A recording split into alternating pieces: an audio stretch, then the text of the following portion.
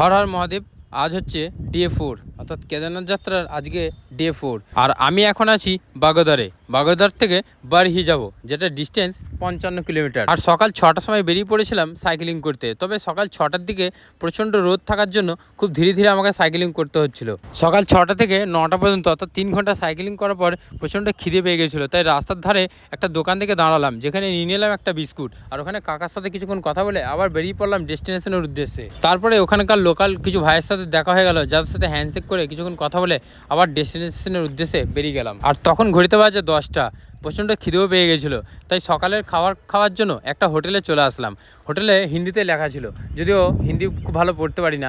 তারপরে হোটেলের ভেতরে ঢুকে নিয়ে নিলাম আলুর পরোটা। আলুর পরোটার দাম পড়লো 40 টাকা।